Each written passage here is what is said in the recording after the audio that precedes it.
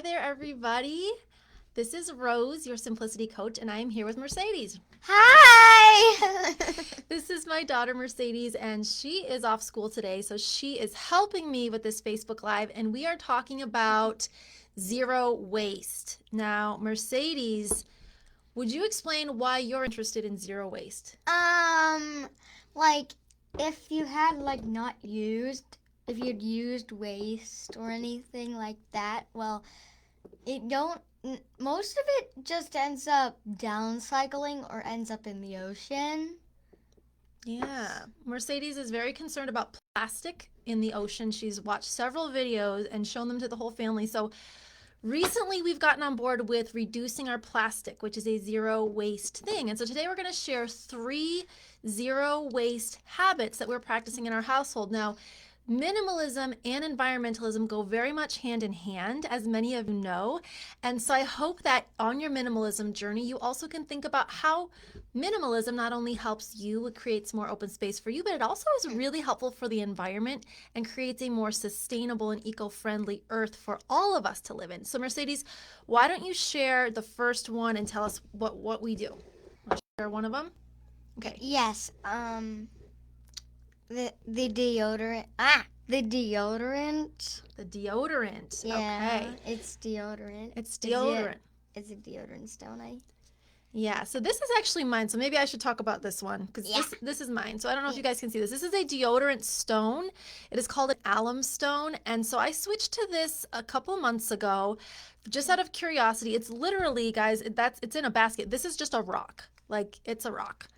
And you rinse it underwater and you just wipe it on your armpits for like maybe 20 or 30 seconds right out of your shower. And it's a natural antiperspirant deodorant.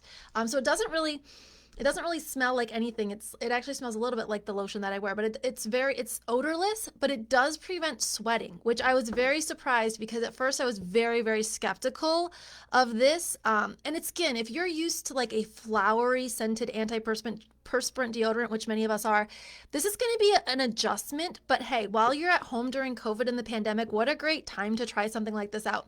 And if you're curious where I got this, I spent way too much time on websites looking at deodorant stones, which you can find a lot of rabbit holes to go down talking about deodorant.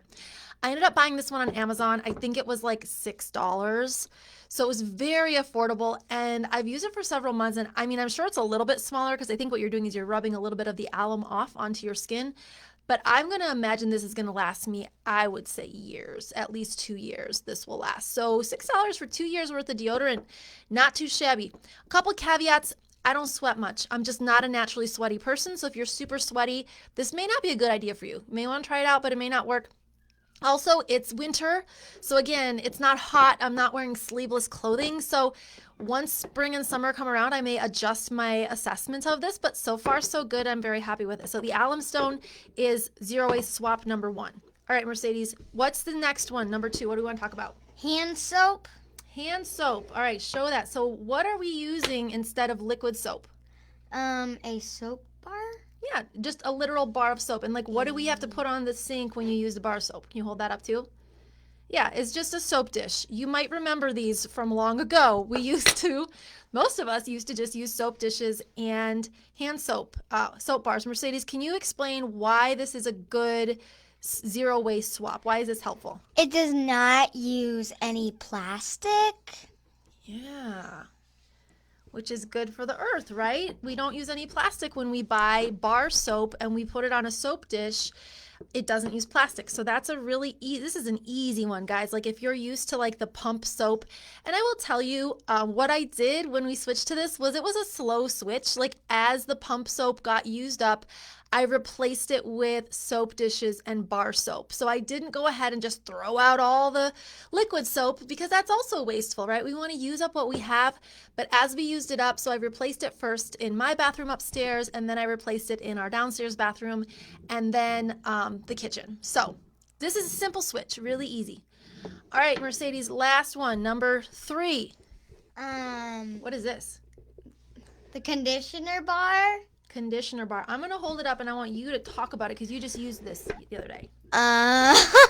What is it? How do you use it? You rub it on your hair or on your hands, and it makes like Yeah, you rub it so you use it in the shower instead of the conditioner in the plastic bottle. So this was a big switch for me. I'm a curly haired person. If you are familiar with the curly girl method, I'm 100% curly girl method. And so I was using just tons of conditioner. I do not wash my hair with shampoo. I only ever use conditioner, but I would buy a huge bottle of conditioner and I would go through it in like a month or less.